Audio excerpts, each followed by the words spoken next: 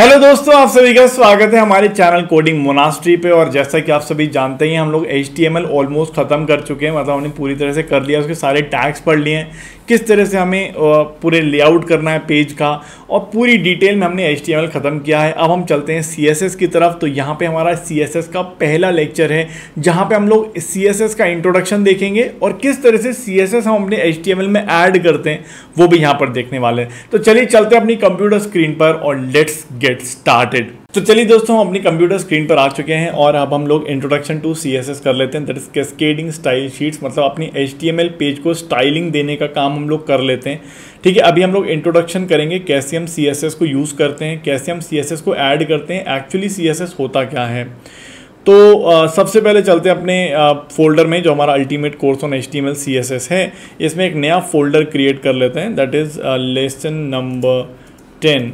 और इस फोल्डर को सबसे पहले फिर हम क्या करेंगे, VS कोड में खोल लेंगे, ओपन इन VS कोड। तो हमारा ये VS कोड में फोल्डर खुल जाएगा। इसके बाद एक फाइल ऐड कर लेते हैं यहाँ पे index.html, ठीक है, और बॉयलर प्लेट कोड डाल के, और यहाँ पर हम चलते हैं इंट्रोडक्शन टू CSS, सेव कर देते हैं। और अभी तो कुछ दिखाई नहीं देगा, कोई दिक्कत नहीं है। चलिए आ जाते हैं अपनी PPT पर। और सबसे पहले है CSS होता क्या है। CSS सिंपल सी बात है, जो भी हमने HTML पढ़ा था, जो रॉ HTML हमने पढ़ा था, उसको स्टाइलिंग करने का मतलब है। स्टाइलिंग मतलब बहुत सारी चीज़ें होती हैं, जैसे मार्जिन देना, पैडिंग देना, ये सब हम लोग सीखेंगे। कलर को चेंज करना, टेक्स्ट के कलर को, बैकग्राउंड कलर चेंज करना, या बैकग्राउंड में कोई इमेज डाल देना, वो सब चीज़ें हम यहाँ पर देखेंगे CSS के अंदर। बहुत सारी प्रॉपर्टीज़ हैं और उसको हर एक प्रॉपर्टी को बहुत डिटेल में देखने वाले हैं हम इस पूरे कोर्स के अंदर, ठीक है। और ये सब हमने देख लिया कि भाई CSS stand for cascading style sheets, ठीक है। CSS use to give the style to our web page, simple सी बात है। So CSS use to make the website responsive. इसका क्या मतलब है, जैसे रेस्पॉन्सिव वेबसाइट कौन सी होती है। अगर आप किसी वेबसाइट को लैपटॉप में खोलेंगे तो अलग से खुलती है, अगर आप उसी को मोबाइल में खोलेंगे तो अलग खुलेगा। मैं एक एग्जांपल आप लोगों को दिखाता हूँ, अपने क्रोम पे चलता हूँ, ठीक है। ये मैं ऐसी एक वीडियो बना रहा था, एडोबी का एक बहुत अच्छा फीचर है, अगर आपको कभी यूज़ करना हो तो। ये स्पॉन्सर्ड नहीं है, ठीक है, अभी खुल गया तो इसलिए बता रहा हूँ। एनिमेट फ्रॉम ऑडियो आप यूज़ कर सकते हो, बहुत अच्छा वीडियो बनता है यहाँ से, अगर आपको कभी मन करे तो आप बना सकते हो। चलो ठीक है। सो मैं एक सी फ्लिपकार्ट की वेबसाइट खोलता हूँ, ठीक है ना। अब अगर आप देखोगे फ्लिपकार्ट की ऐसी वेबसाइट हमारे लैपटॉप में इस तरह से खुल रही है। अगर आपको देखना है कि यार ये मोबाइल में कैसे खुलेगी, तो आप क्या करोगे, अपने इंस्पेक्ट पे जाओगे और इंस्पेक्ट पे जाके आप यहाँ पे ये जो मोबाइल बना हुआ बटन है ना, इस पर चले जाओ, ठीक है, उसको आप बंद कर दो। अब आप देखो, जैसे फॉर एग्जांपल यहाँ से आप सेलेक्ट करते हो, फॉर एग्जांपल मुझे देखना है कि भाई iPad में कैसे खुलती है, तो iPad में ऐसे खुलेगी वेबसाइट, देख रहे हो आप, ठीक है। मैं इसको यहाँ पर क्लिक कर देता हूँ, iPad में ऐसे खुलेगा। अगर मैं इसको अपने लैपटॉप में खोलना चाहता हूँ तो लैपटॉप में इस तरह से खुलेगा, देख रहे हो आप। तो ये रेस्पॉन्सिव वेबसाइट है, ठीक है। अगर मैं देखता हूँ कि नहीं मुझे मोबाइल फ़ोन में देखना, iPhone 11 में देखना, कैसे खुलेगी, तो इस तरह से खुलेगी। तो ये रेस्पॉन्सिव वेबसाइट है, मतलब अलग अलग डिवाइसेस पे अलग अलग तरह से खुलेगी, ठीक है। सो ये होता है रेस्पॉन्सिव वेबसाइट, और ये भी हमारा CSS करता है, ठीक है ना। ये भी CSS काम करता है हमारा। और ऑब्वियसली फुल रेस्पॉन्सिबिलिटी है इसकी डिज़ाइनिंग करने की, कि भाई मैं डिज़ाइन करूँगा, तुम टेंशन मत लेना, ठीक है, मैं डिज़ाइनिंग करूँगा। अब 3 तरह से हम लोग अपनी CSS को ऐड कर सकते हैं। कैसे करते हैं मैं आप लोगों को बताता हूँ, लेकिन इससे पहले हम थोड़े से कमांड्स देख लेते हैं, क्योंकि उसी के माध्यम से हम चीज़ों को कर पाएंगे। तो पहले हम चलते हैं अपनी VS कोड पर। भैया VS कोड आ जाओ इधर, और यहाँ पर हम सबसे पहले एक हेडिंग टैग बनाते हैं, H1 टैग बनाते हैं, और यहाँ पर डालते हैं this is the introduction to CSS, ठीक है, ऐसे डाल दिया मैंने। और यहाँ पे एक पैराग्राफ टैग P डाल दिया, और यहाँ पे मैंने लॉरेन लिख दिया, और यहाँ पे 34 कैरेक्टर्स या वर्ड्स मेरे पास आ जाएंगे। इसके बाद और कौन कौन से टैग्स हैं, जैसे आपको थोड़ा बहुत याद आ रहा हो, सर हम लोग UL टैग बनाते हैं, ठीक है, उसके अंदर टेबल बना सकते हैं, फॉर्म बना सकते हैं, वो सब ठीक है, तो बना सकते हो, कोई दिक्कत वाली बात नहीं है, ठीक है। बट अभी के लिए इतना काफ़ी है, ठीक है। एक H1 बनाया और हमने एक पैराग्राफ दे दिया। अब क्या कर सकते हैं, हम लोग इसको स्टाइलिंग करने की कोशिश करेंगे सॉरी। तो हम लोग इसको स्टाइलिंग करेंगे। स्टाइलिंग मतलब बैकग्राउंड कलर देना, फ़ॉन्ट देना, ठीक है, वही सब देखने की कोशिश करेंगे। तो अपने यहाँ पे आ जाते हैं। तो सबसे पहले मैं आपको ये बताऊंगा अभी किस तरह से हम 3 तरह से ऐड कर सकते हैं। तो सबसे पहले हम देखते हैं CSS का सिंटैक्स क्या होता है, CSS कैसे दी जाती है।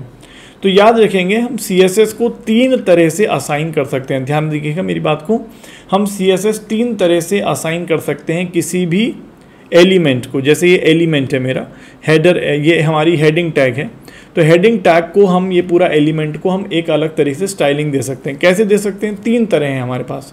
सबसे पहला मेथड है हमारे पास, यहाँ पर ही आप h1 टैग के अंदर ही स्टाइल लिख दो, और स्टाइल के अंदर जैसे फॉर एग्जांपल आपको इसका कलर, मतलब जो आप अगर डिफ़ॉल्ट कलर ब्लैक होता है टेक्स्ट का, अगर आप देखोगे मैं यहाँ पे कुछ भी नहीं देता हूँ, इसको सेव कर देता हूँ और यहाँ पे गो लाइव कर देता हूँ, तो हमें क्या नज़र आएगा? देखते हैं, खुल जा भैया, ये ऐसा नज़र आएगा, ब्लैक कलर है, डिफ़ॉल्ट कलर है। अगर मैं यहाँ पे स्टाइल में कलर COLOR लिख देता हूँ और यहाँ पे कलर मैं कर देता हूँ फॉर एग्जांपल ब्लू, और सेव करता हूँ, तो यहाँ पे ब्लू हो जाएगा इसका कलर, ठीक है। ऐसे अगर मैं कुछ और करता हूँ, जैसे स्टाइल के अंदर मैंने h1 टैग के अंदर स्टाइल लिखा और यहाँ पे मैंने इसका कर दिया फ़ॉन्ट साइज़, ठीक है। और VS कोड बहुत हेल्प करता है हमें, हम फ़ॉन्ट लिखेंगे तो अपने आप बहुत सारे ऑप्शन आ जाएंगे। फ़ॉन्ट साइज़, मैं बस आपको इंट्रोडक्शन दे रहा हूँ, इन सब के बारे में हम डिटेल में देखेंगे कि कलर क्या होता है, फ़ॉन्ट साइज़ क्या होता है। तो फ़ॉन्ट साइज़ आप यहाँ से देख सकते हो, XXL अगर आपने दे दिया तो देखो ये सेम ही रहा, वैसे कुछ फ़र्क नहीं पड़ा। आप यहाँ पे क्या कर सकते हो, फॉर एग्जांपल 40px दे दो, पिक्सल, ठीक है, तो देखो बढ़ गया, साइज़ बढ़ गया इसका, ठीक है। आप अगर यहाँ पे 70 पिक्सल कर दोगे तो और बड़ा हो जाएगा। तो फ़ॉन्ट साइज़ आप दे सकते हो। यहाँ से आप फ़ॉन्ट फैमिली भी दे सकते हो कि भैया हम फ़ॉन्ट चेंज करना चाहते हैं, इसका डिफ़ॉल्ट फ़ॉन्ट बहुत गंदा है, हम एरियल देना चाहते हैं या कोई और देना चाहते हैं, तो आप देखोगे तो अलग फ़ॉन्ट हो जाएगा। तो इस तरह से हम इसकी स्टाइलिंग कर सकते हैं। तो हमने सबसे पहले देखा यहाँ पर, अगर आप देखोगे तो इस टैग के अंदर ही मैंने स्टाइलिंग कर दी, देख रहे हो आप, यहाँ पे मैंने क्या किया है, टैग के अंदर ही स्टाइलिंग कर दी है। एक मिनट देखो रिकॉर्ड, हाँ ठीक है, टैग के अंदर ही मैंने स्टाइलिंग कर दी। और इस वाली को बोलते हैं, इस वाली CSS को बोलते हैं कि अगर आपने टैग के अंदर, ये जो टैग है उसके अंदर ही स्टाइल कमांड लिख के आपने स्टाइलिंग कर दी है, उसको हम लोग बोलते हैं इनलाइन CSS। इनलाइन CSS देख रहे हो आप, तो इसको हम बोलते हैं इनलाइन CSS, ठीक है। सो टैग के अंदर ही आपने स्टाइलिंग कर दी है। ऐसे अगर आप पैराग्राफ टैग का देना चाहते हो, जैसे फॉर एग्जांपल आपने इसी के अंदर आप स्टाइलिंग कर रहे हो, तो आप क्या करोगे, स्टाइल, और आपने क्या किया, जैसे आप बैकग्राउंड कलर देना चाहते हो तो बैकग्राउंड लिखोगे ना, BAC करके लिखोगे तो अपने आप ही आ जाएगा background colour, for example let us take blue, तो आप सेव कर दो और आपको इस तरह से ब्लू कलर का बैकग्राउंड दिखना शुरू हो जाएगा, ठीक है। बैकग्राउंड ब्लू दिख रहा है। अगर आप चाहते हो भाई इसका कलर जो है, जो टेक्स्ट का कलर है, तो COLOR करके आप वाइट दे सकते हो, जो भी आपको ठीक लगे ऐसा कर सकते हो। तो यहाँ पे हमने क्या किया, अगर आप देखोगे तो यहाँ पे हमने जो टैग दिया है वो हमने, सॉरी, जो हमने स्टाइलिंग दी है वो टैग के अंदर दी है, इसको बोलते हैं इनलाइन CSS। लेकिन ऑब्वियसली बात है, इसको हम कभी यूज़ नहीं करते क्योंकि बहुत ही बेकार टाइप की टेक्निक है, ठीक है। बहुत ही रेयर केस में यूज़ कर सकते हो, अगर फॉर एग्जांपल आपको किसी स्पेसिफिक टैग को ही एक पर्टिकुलर स्टाइलिंग देनी है तो वहाँ पे कर सकते हो, लेकिन हम जनरली यूज़ नहीं करते इसको, तो ये वाली स्टाइलिंग हम यूज़ नहीं करते हैं, ठीक है। समझ में आ गया कैसे करते हैं हम लोगों ने यहाँ पर इनलाइन CSS देखा। इनलाइन CSS में हम क्या करते हैं, टैग के अंदर ही स्टाइल कमांड को यूज़ करके या स्टाइल एट्रीब्यूट को यूज़ करके उसके हम वैल्यूज़ दे देते हैं इस तरह से, ठीक है। अब ये क्या सब है देखेंगे, कलर क्या होता है, फ़ॉन्ट साइज़ क्या होता है, फ़ॉन्ट फैमिली क्या होता है, किस तरह से हम चेंज कर सकते हैं, ये तो बस एक एग्जांपल मैंने आपको दिया। सिमिलरली आप P के अंदर भी देख सकते हो, तो इसको बोलते हैं इनलाइन CSS। अब CSS देने का एक और तरीका होता है, जैसे फॉर एग्जांपल मैं इसको कमेंट आउट कर देता हूँ, ठीक है। आई होप आपको ये समझ में आ गया है, ठीक है ना। सो ये हमारा इनलाइन CSS ये डन हो गया हमारा। सो इनलाइन CSS मतलब टैग के अंदर ही स्टाइलिंग दे देना। दूसरा फॉर एग्जांपल अगर मैं इसको H1 टैग लेता हूँ, मैं सेम कॉपी करता हूँ, this is my CSS intro, ठीक है, और यहाँ पे कोई P टैग लेके और मैं यहाँ पे कुछ भी लिख देता हूँ lorem करके, सेव कर दिया। दूसरा तरीका होता है, अगर हम अपनी इस पे आए तो इनलाइन CSS मतलब हमने एलिमेंट के अंदर ही स्टाइलिंग कर दी है। दूसरा है इंटरनल CSS, उसमें क्या करते हैं, हेड के अंदर ही एक कमांड डाल दीजिए स्टाइल, ठीक है, और उसके अंदर आप क्या करोगे, जैसे फॉर एग्जांपल आपको H1 टैग की स्टाइलिंग करनी है, तो आपने यहाँ पर H1 लिखा, ठीक है, और H1 करके हमने कर्ली ब्रैकेट डाल दिया। क्या किया हमने, H1 टैग की स्टाइलिंग करनी है तो H1 डाल दिया और उसके अंदर हम अब स्टाइलिंग करेंगे। जैसे फॉर एग्जांपल मैं चाहता हूँ भैया इसका जो फ़ॉन्ट कलर है वो फॉर एग्जांपल ब्लू वॉयलेट हो जाए, और मैं चाहता हूँ इसका फ़ॉन्ट साइज़ हो जाए 70px, और मैं चाहता हूँ इसका बैकग्राउंड कलर हो जाए ये, तो आप सेव कर दो, आप देखोगे कि जो आपका H1 है ये वाला, वो पूरा स्टाइल हो चुका होगा। देखो, देख रहे हो आप, अभी ऊपर वाला तो कमेंट हो चुका है, वो तो खत्म हो गया है, ठीक है, वो तो खत्म हो गया, अब ये वाला दिख रहा है आपको। अच्छा, अब इससे हुआ क्या, अब आप देखोगे सर यहाँ पे H1 लिखने से हमारे पूरे पेज में जितने भी H1 टैग हैं, जैसे फॉर एग्जांपल आपने फिर से यहाँ पे H1 टैग यूज़ किया, मान लीजिए this is my second heading, second, भाई काफ़ी गंदी स्पेलिंग लिख दी, सेकंड हेडिंग, सेव कर दो। तो देखो, आप देख रहे हो सर यहाँ पर H1 टैग, यहाँ पे H1 टैग, जितने भी H1 टैग आएंगे वो सब के सब आप देखोगे सेम स्टाइलिंग, सबको सेम स्टाइलिंग मिल जाएगी, क्योंकि आपने यहाँ पर ऊपर आपने एक स्टाइलिंग दे दी है कि भाई H1 जितने भी H1 बॉडी के अंदर हैं उन सब में एक ही स्टाइलिंग मिल जाए, ये वाली स्टाइलिंग दे दी जाएगी। ठीक है, आप देख पा रहे हो दोनों में अंतर क्या है, आप देख पा रहे हो दोनों में अंतर क्या है। इनलाइन CSS में हमने क्या किया था, हमने सिर्फ और सिर्फ इस पर्टिकुलर टैग को दिया था कि भाई इस पर्टिकुलर टैग की ये स्टाइलिंग हमें चाहिए, लेकिन यहाँ पर हमने क्या कर दिया है, हमने इंटरनल CSS मतलब हेड के अंदर स्टाइल कमांड के यूज़ करके H1 टैग को हमने स्टाइलिंग दे दिया। तो यहाँ पे जितने भी बॉडी में H1 टैग होंगे सबको सेम स्टाइलिंग मिल जाएगी, चाहे आप इसको 50 बार रिपीट करो, चाहे आप 100 बार रिपीट करो। ठीक है ना, सेव कर दो। तो आप देखोगे यहाँ पे सबको सेम टाइप की वो मिल गई। अच्छा, एक और चीज़ बताता हूँ, ध्यान से सुनना। जैसे फॉर एग्जांपल मान लो आप किसी H1 को अलग से देना चाहते हो, मैं कॉपी करता हूँ, आप चाहते हो कि यार ये वाले सारे H1 तो चलो ठीक है ऊपर से मिल गए उनको स्टाइलिंग, लेकिन मैं चाहता हूँ किसी एक पर्टिकुलर H1 टैग को अलग से स्टाइलिंग देना चाहता हूँ, मैं नहीं चाहता कि उसको ये वाली स्टाइलिंग मिले। तो आप क्या कर सकते हो, जैसे फॉर एग्जांपल मैं चाहता हूँ कि नहीं भाई मुझे अलग से स्टाइलिंग चाहिए, so this is my different heading, ये मेरी डिफरेंट हेडिंग है, नई हेडिंग है ये, ठीक है, डिफरेंट हेडिंग है, ठीक है, डिफरेंट हेडिंग है ये वाली, डिफरेंट हेडिंग। अब आप देखोगे यहाँ पे, इधर आ जाओ पेज पे, तो आप देखो ये वाली, ठीक है, ये वाली अगर आप देखोगे तो यहाँ पे हमने क्या किया है, यहाँ पे अगर आप देखोगे तो देखो बैकग्राउंड तो यहाँ से मिल गया उसको, बैकग्राउंड तो यहाँ से मिल गया, लेकिन आप देखो ध्यान से देखना, यहाँ पे जो आपने कलर दिया था ब्लू वॉयलेट और यहाँ पे आपने ब्लू दिया था, तो ऑब्वियसली जो आपने यहाँ पर इनलाइन वाली स्टाइलिंग दी है वो डोमिनेट करेगी। जैसे फॉर एग्जांपल यहाँ पे मैं ग्रीन कर देता हूँ, इसको ग्रीन येलो कर देता हूँ, तो आप देखोगे सर ऊपर से स्टाइलिंग तो ब्लू आ रही है। देखो यहाँ से, एक सेकंड रुको, मैं इनको ना अलग अलग ऐसे कर देता हूँ। देखो यहाँ से देखो सर, यहाँ से जो स्टाइलिंग आ रही है वो तो ब्लू वॉयलेट आ रही है, ठीक है, लेकिन नीचे आपने क्या किया है, इनलाइन में दे दिया है इसका कलर ग्रीन येलो, तो ग्रीन येलो की डोमिनेंस ज़्यादा हो जाएगी। ठीक है, ऐसे आप इसको सेव कर दो, तो देखो नीचे, तो इनलाइन की डोमिनेंस ज़्यादा होती है, बस ये याद रखिएगा।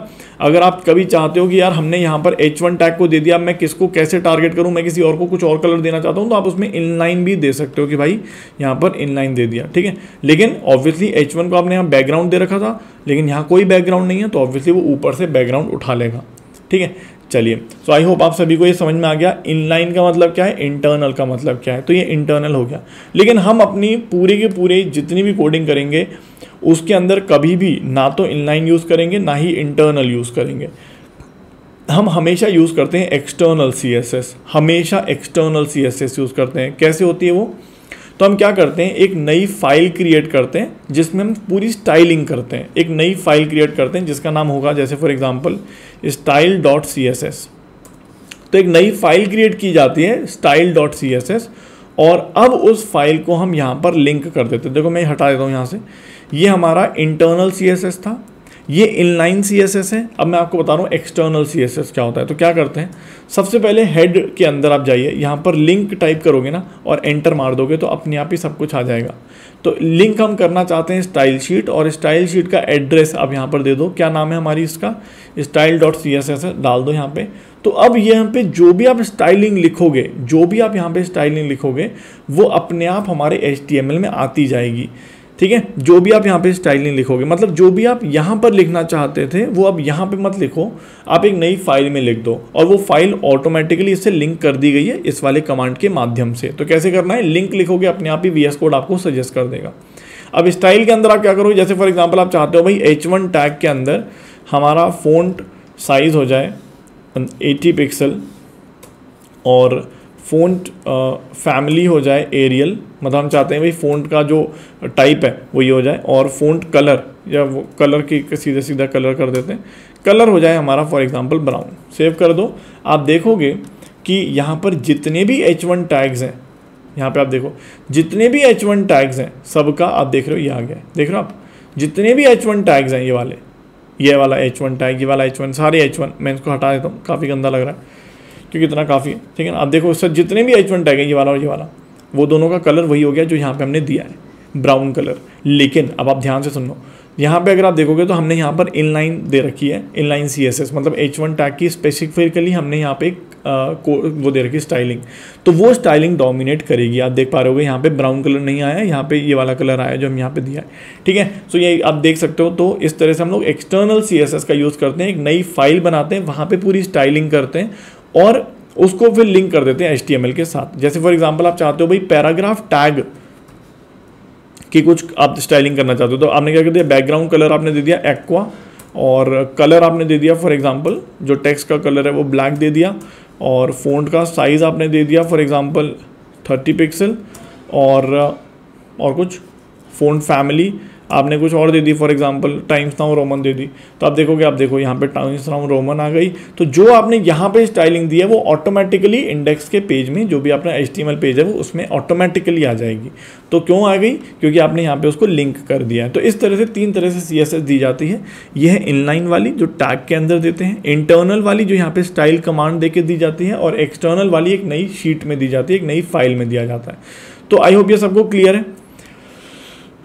ठीक है। अब यहाँ पे अगर हम सिंटेक्स को देखें, सिंटेक्स बहुत इंपॉर्टेंट है, आना चाहिए। जैसे फॉर एग्जांपल ये हमने H1 और उसके बाद हमने एक कमांड दिया, तो देखेंगे ये H1 जो है वो सेलेक्टर कहलाता है, ठीक है। इसका मतलब क्या है कि भाई साहब HTML पेज में जितने भी H1 हैं, HTML पेज में जितने भी H1 हैं उन सब को पकड़ो और उन सब में ये स्टाइलिंग कर दो, ये मतलब है इसका, ठीक है ना। तो अगर आप यहाँ पे देखोगे जैसे P टैग है, तो P टैग की जितने भी P टैग हैं HTML पेज के अंदर उनको पकड़ो, उनको सेलेक्ट करो, और उनका जो कलर है, टेक्स्ट का कलर, उसको ब्लू कर दो, ये मतलब है इसका, ठीक है। तो जो P हम लिखते हैं या H1 जो लिखते हैं उसको सेलेक्टर बोलते हैं, कलर जो हम लिखते हैं वो प्रॉपर्टी होती है, और ब्लू जो लिखा हुआ है वो उसकी वैल्यू होती है, ठीक है। जैसे आप यहाँ देख सकते हो फ़ॉन्ट्स H1 सेलेक्टर है कि भाई जितने भी H1 है सबको पकड़ो, सबको सेलेक्ट करो। Font size that is a property और ये उसकी वैल्यू, फ़ॉन्ट फैमिली प्रॉपर्टी ये उसकी वैल्यू, कलर प्रॉपर्टी ये उसकी वैल्यू, इस तरह से। तो ये जैसे मैंने यहाँ बता दिया आपको। ऐसे क्या कर सकते हैं, जैसे फॉर एग्जांपल बहुत सारे हम टैग्स को एक साथ भी बहुत सारे सेलेक्टर्स एक साथ भी रख सकते हैं। जैसे फॉर एग्जांपल आप चाहते हो भाई H1 और P टैग के अंदर, H1 और P टैग के अंदर आप चाहते हो भाई जितने भी H1 हैं और जितने भी पैराग्राफ हैं, आप चाहते हो भाई फ़ॉन्ट का कलर जो है, फ़ॉन्ट वेट, अच्छा फ़ॉन्ट वेट जो होता है वो बोल्डनेस को दिखाता है, ठीक है। तो मैं दोनों में बोल्ड करना चाहता हूँ, मैंने 700 कर दिया, सेव कर दिया। अब आप देखोगे यहाँ पे जैसे ही मैं सेव करूँगा मेरा वो कहेंगे, हाँ देखो ये बोल्ड हो गया, आप देख पा रहे हो ये बोल्ड हो गया सब कुछ, ठीक है, ये बोल्ड हो गया। तो H1 और P दोनों में ये चीज़ आ चुकी है, ठीक है ना। H1 और P दोनों में ये चीज़ आ चुकी है। अगर आप इसको और इंक्रीज़ करोगे, फॉर एग्जांपल 900 कर दोगे तो और बोल्ड हो जाएगा, देखो थोड़ा बोल्डनेस बढ़ जाएगी। तो मतलब फॉर एग्जांपल अगर आप एक से ज़्यादा सेलेक्टर्स रखना चाहते हो तो इस तरह से रखोगे H1, P। जैसे फॉर एग्जांपल आप कुछ और भी देना चाहते हो, फॉर एग्जांपल P के संग आपके पास कोई H2 टैग्स हैं उनको भी ये चीज़ देना चाहते हो आप, कोई H3 टैग्स हैं उनको भी आप ये देना चाहते हो अगर आपके पास हैं तो, ठीक है। तो आप उनको ऐसे करके आप डाल दोगे, सेव कर दो यहाँ पे, तो अब ये आ जाएगा, ठीक है, इस तरह से। तो आई होप ये क्लियर है, ठीक है। चलिए नेक्स्ट। सो ये तो हो गया, ठीक है ना। आई होप यहाँ तक सबको समझ में आ गया। इस तरह से हम लोगों ने यहाँ पे सीखा कि हम लोग 3 तरह से अपने CSS को डिफाइन कर सकते हैं। मैंने बताया कैसे कैसे, इनलाइन उसी में दे दिया, इंटरनल स्टाइल कमांड के अंदर दे दिया, और एक्सटर्नल एक नई शीट में हमने डिफाइन कर दिया है। उसके बाद मैंने बताया ये सेलेक्टर होता है, ये उसकी फ़ॉन्ट की प्रॉपर्टी, ये प्रॉपर्टी उसकी value, property value, property value, ठीक है। तो ये सेलेक्टर क्या करेगा, जितने भी H1 टैग्स हैं पूरे HTML में सबको पकड़ के स्टाइलिंग दे देगा। और अगर आपको एक से ज़्यादा टैग्स की स्टाइलिंग करनी है तो आप इस तरह से कर सकते हैं और अंदर प्रॉपर्टी और वैल्यू लिख दें। तो इस तरह से हम ये CSS को लिंक करते हैं। अभी मैंने सिर्फ आपको इंट्रो दिया है, अभी बहुत सारी प्रॉपर्टीज़ पढ़ना बाकी है। तो चलिए इस इंट्रोडक्शन को यहीं समाप्त करते हैं और आगे बढ़ेंगे अब हम प्रॉपर्टीज़ के साथ। All the best, bye bye.